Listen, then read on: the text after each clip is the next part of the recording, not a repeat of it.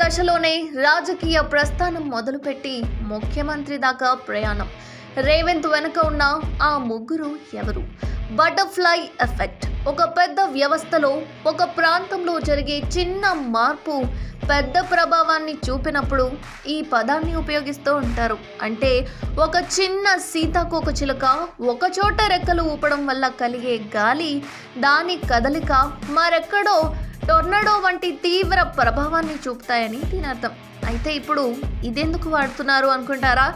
Junior NTR హీరోగా దర్శకుడు సుకుమార్ నాన్నకు ప్రేమతో సినిమాలో దీని గురించి వివరించారు.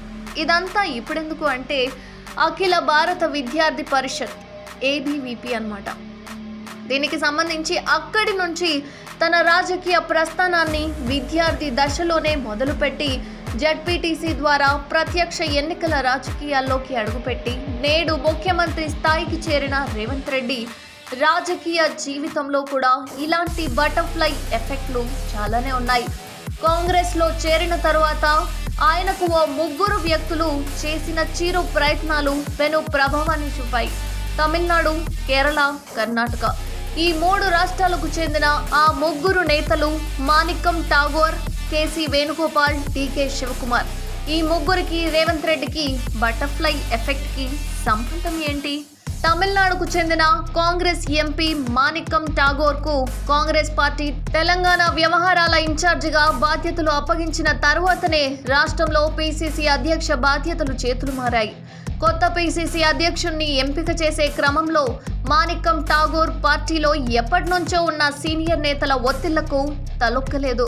అన్ని జిల్లాల ముఖ్య నేతలతో ఆయన విడివిడిగా మాట్లాడి అభిప్రాయాలు తెలుసుకున్నారు. తెలుగుదేశం పార్టీలో ఉన్నప్పుడే క్రేజ్ కలిగిన నేతగా ఉన్న రేవంత్ రెడ్డి PCC పదవి కోసం రేసులో ఉన్నారన్న విషయం తెలిసిన తర్వాత సీనియర్లలో అసంతృప్తి, అసమ్మతి సెగలు రగిలాయి. కానీ కార్యకర్తల్లో మాత్రం జోష్ చాలా పెరిగింది. ఇది స్వయానా గమనించిన మాణిక్యం ఠాగూర్ పార్టీ ప్రయోజనాలే పరమావధిగా ఏ ఒత్తిళ్లకు తలొగ్గకుండా రేవంత్ పేరును అధిష్టానానికి సిఫార్సు చేశాడు. ఒక దశలో ఠాగూర్పై సీనియర్ నేతలు తీవ్ర ఆరోపణలు, విమర్శలు చేశారు. రేవంత్ రెడ్డి దగ్గర డబ్బులు తీసుకొని ఆయనకు అనుకూలంగా వ్యవహరిస్తున్నారంటూ దుర్భాషలాడారు. అయినా సరే ఠాగూర్ మాత్రం వెనక్కి తగ్గలేదు. ఫలితంగా PCC సారథ్య బాధ్యతలు రేవంత్ రెడ్డికి దక్కాయి. మరొకరు కేరళకు చెందిన KC వేణుగోపాల్ AICC సంస్థాగత వ్యవహారాల ప్రధాన కార్యదర్శిగా ఉన్నారు.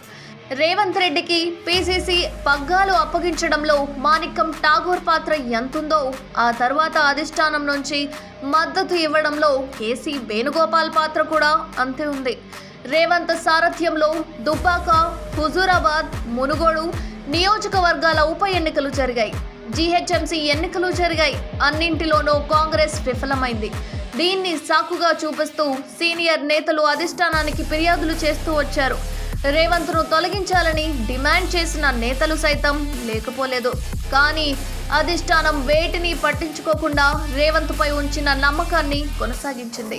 రాహుల్ గాంధీ చేపట్టిన భారత్ జోడో యాత్ర, ఆ తర్వాత జరిగిన సభలు, పార్టీ కార్యక్రమాలు, నిర్వహించిన తీరు, చివరగా కాంగ్రెస్ వర్కింగ్ కమిటీ సమావేశాన్ని హైదరాబాద్లో నిర్వహించేలా చేసి అధిష్టానం పెద్దలను రేవంత్ ఆకట్టుకున్నారు. వీటన్నింటి వెనుక KC వేణుగోపాల్ సహకారం రేవంత్ కు ఇతోధికంగా లభించింది. చివరగా ఆయన నోటి నుంచే తెలంగాణ కాంగ్రెస్ లెజిస్లేటివ్ పార్టీ నేతగా రేవంత్ అంటూ ప్రకటించారు. ఇక మూడో వ్యక్తి కర్ణాటక PCC అధ్యక్షుడిగా ఆ రాష్ట్రంలో కాంగ్రెస్ పార్టీని విజయ తీరాలకు చేర్చిన DK శివకుమార్. పొరుగు రాష్ట్రం తెలంగాణ PCC చీఫ్ రేవంత్ రెడ్డితో మొదటి నుంచి సన్నిహితంగా ఉన్నారు. ఒకరికొకరు పరస్పరం సహకరించుకుంటూ వచ్చారు.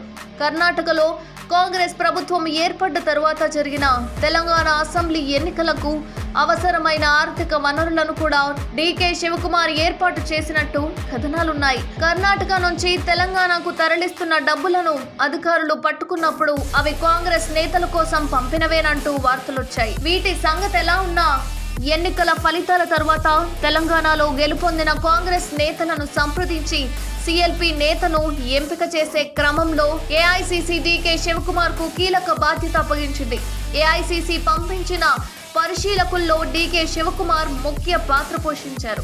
ఎమ్మెల్యేల మనోగతం తెలుసుకున్నారు, సీనియర్ల అభ్యంతరాలను కూడా విన్నారు. అన్నీ కలిపి నివేదికను తయారు చేశారు. ఆ నివేదికను అధిష్టానం పెద్దలకు సమర్పించారు. దాన్ని ఆధారంగా చేసుకున్న అధిష్టానం రేవంత్ రెడ్డినే సీఎల్పీ నేతగా ప్రకటించింది. తద్వారా ఆయన్ను తెలంగాణ రాష్ట్రానికి రెండో ముఖ్యమంత్రిగా చేసింది. ఇలా తెలంగాణ ముఖ్యమంత్రిగా రేవంత్ రెడ్డి సోపానాలు అధిరోహించడంలో తమిళనాడు, కేరళ, కర్ణాటక తలా కొంత పాత్ర పోషించారు. ఈ 3 రాష్ట్రాలు దక్షిణాదివే కావడం గమనార్హం.